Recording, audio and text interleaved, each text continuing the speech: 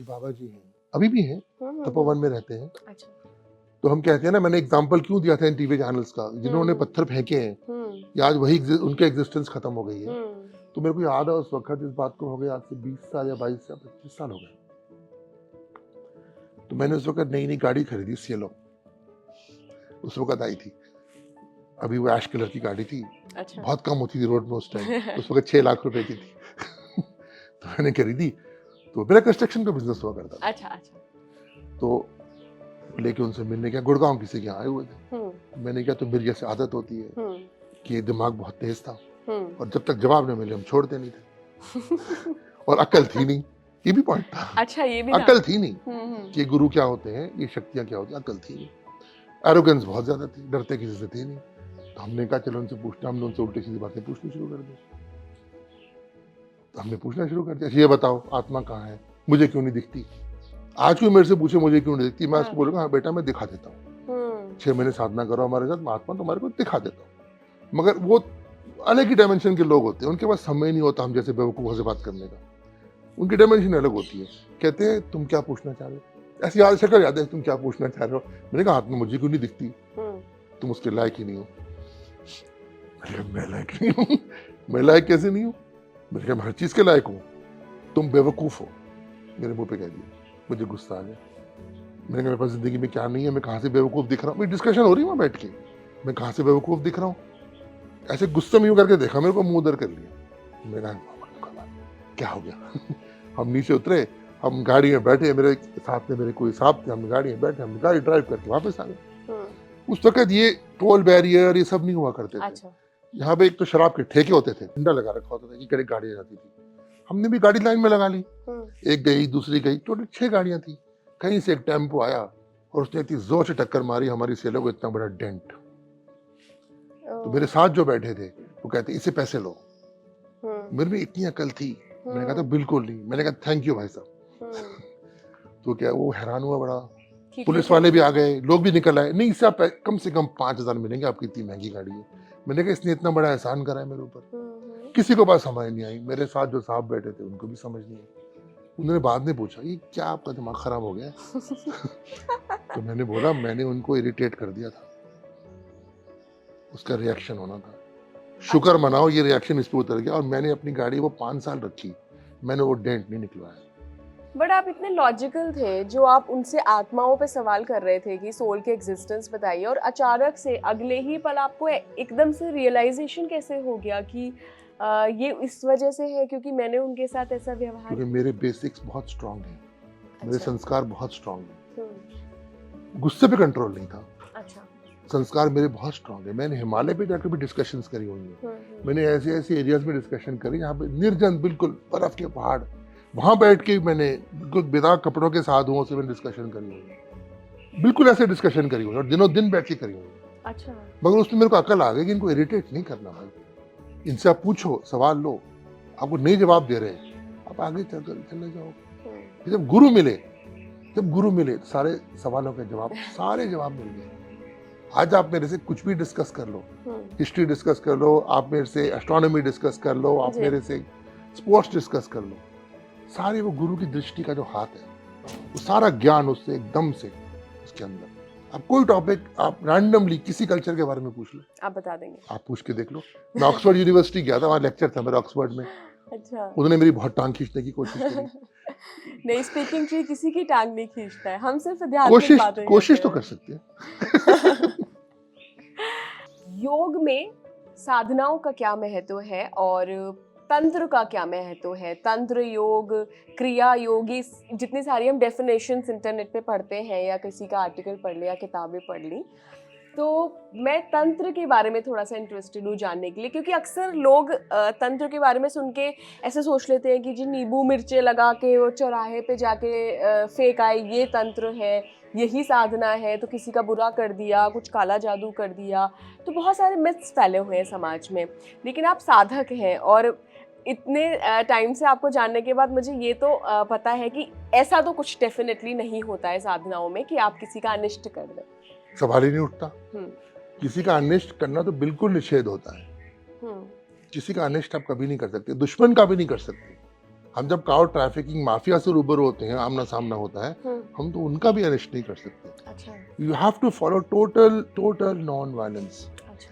But there is a way to defend yourself which is far more stronger than the worst form of aggression.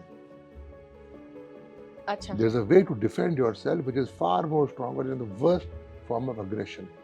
Shields होती हैं कुछ अपने आसपास shields बना दी जाती हैं जिनका जो इफेक्ट होता है, जो हम पे अटैक करता है, उससे बहुत ही भयानक इफेक्ट होता है। वो आपको नहीं किसी को अटैक करना, आपको सिर्फ अपने आसपास शील्ड बनानी है, बस दैट्स ऑल। तो तंत्र जो शब्द है पहले ही, ये ब्लैक मैजिक नहीं है। ब्लैक मैजिक होता है ओकल्ट, वो अफ्रीका के जंगलों से आया है, लोगों ने उठा लिया वहां से। अच्छा। तंत्र होता है तनोति, त्रयति, mixture of these two words. अच्छा। First is expansion of consciousness, then liberation from the bondages of Maya. ये तंत्र होता है। और तंत्र क्यों जरूरी है? तंत्र इसलिए जरूरी है कि पहले तो हजारों साल उम्र होती थी योगियों की, नॉर्मल लोगों की भी कई सौ साल होती थी। आज उम्र 60-70 साल पहुंच जाए, आदमी कहता है बहुत जी लिए, कम हो गया, ये हो गया, वो हो गया, ऐसे हो गया। बस जैसे मेडिकल साइंस एडवांस करके बीमारियां और एडवांस करती जा रही हैं, तो अब उम्र जो है वो इंसान की घट रही है। जब भगवान शिव ने माता पार्वती को पहले तंत्र का ज्ञान दिया, तो क्यों ज्ञान दिया? ताकि वो अपनी शक्तियां जो उनके अंदर हैं वो जागृत हों। अच्छा। क्योंकि अब जब वो पैदा हुए, उन्होंने जन्म लिया, शक्तियां सारी भूल गई। अब तुम्हारे को तुम्हारा क्या स्वरूप तो नहीं मालूम ना, किस लोक से आए हो, क्या शक्ति हो, कुछ नहीं पता। तो जब ये साधना करते हैं, साधना अंदर वो जागृति लेके आती है, और जब वो जागृति लेके आती है तो फिर क्या होता है उसके बाद? You get awaken to those forces. और जब उन forces you get awaken, then you achieve reality. सिद्धि सब मिलनी शुरू होती है। अब माता तो आदि शक्ति है, माता पार्वती आदि शक्ति है, उनको भी अवेकनिंग चाहिए थी। भगवान शिव पहले बने गुरु, पहले गुरु बने भगवान शिव। उन्होंने उनको पहले शक्तिपात दिया, शक्ति दी और तंत्र का ज्ञान देना शुरू करा, तो उनके अंदर अवेकनिंग हो गई। अच्छा। अब क्या हुआ? जब अवेकनिंग हो गई तो शिव तुल्य हो गई, मर्जर हो गया। जब मर्जर हो गया तो क्या हो गया? अर्धनारीश्वर, अर्धनारीश्वर का फॉर्म आ गया, जिसमें शिव शक्ति दोनों हो गए। अब ये फॉर्म वेदों में नहीं है। अच्छा। ईशान है, उग्र है, भीम है, रुद्र है, महाकाल है, पशुपति है, मगर अर्धनारीश्वर नहीं है। अर्धनारीश्वर नहीं है। तो अब वो फॉर्म, क्योंकि वो था इस युग के लिए, कलयुग के लिए। कलयुग नहीं, इससे पहले के युग थे, तो त्रेता के बाद के, अब समझ लोगे त्रेता हाफ ऑनवर्ड्स। अच्छा। वो था इस युग के लिए। जब मर्जर हुआ शिव शक्ति का, अर्धनारीश्वर फॉर्म आया, तो फिर वो जागृति हुई, तो तंत्र शुरू हुआ। क्योंकि टाइम कम है, साधनाओं का समय कम होता है, तो ये साधना वो होती है जो जल्दी शीघ्र फलित होती है, एकदम प्रत्यक्ष फलित होती है। ये करी और यूं फलित होगी सामने। एकदम देव पुरुष का आह्वान किया, तुम्हारे सामने आह्वान पूर्ण हो गया। तो ये फलित होती है साधना। तो ये अर्धनारीश्वर फॉर्म हो गया। तो ये जो साधना सारी की सारी है तंत्र साधना, तब से शुरू हुई, तभी उनको पहले गुरु बोलते। अच्छा। योगी जी, हमारे ना कई सारे व्यूअर्स हैं, ज़्यादातर यंग व्यूअर्स हैं, तो मैं सबके नाम तो नहीं ले सकती। रवि हैं, प्रिया हैं, सुशील है, बहुत सारे यूज़र्स हैं। इन्होंने एक सवाल किया है कि आपसे मैं ये सवाल ज़रूर करूं। वो सवाल ये है कि अक्सर साधनाओं के नाम पर लोग बेवकूफ़ बनाते हैं, साधनाएं फेल हो जाती हैं। हो सकता है किसी के साथ ये एक्सपीरियंस हुआ हो कि फलाना चीज़ चाहिए या बीमारी हो गई है, साधना कर लो, यज्ञ करवा लो, ये मंत्र का जाप कर लो, ऐसे माला कर लो, या ये गाय को रोटी खिला दो, या जो भी उनको उपाय बताए जाते हैं।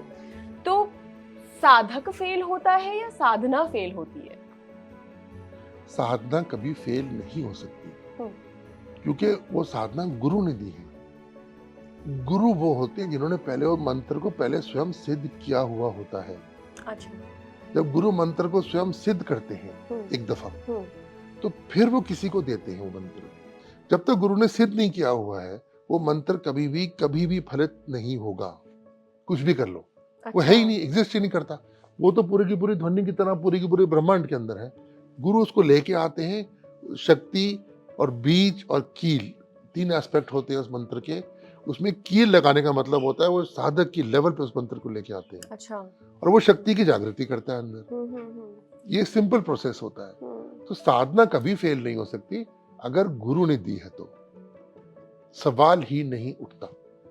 अगर किसी बिजनेसमैन ने दी है तो वो कभी फलित हो नहीं सकती, वो फलित हो जाए सवाल ही नहीं उठता।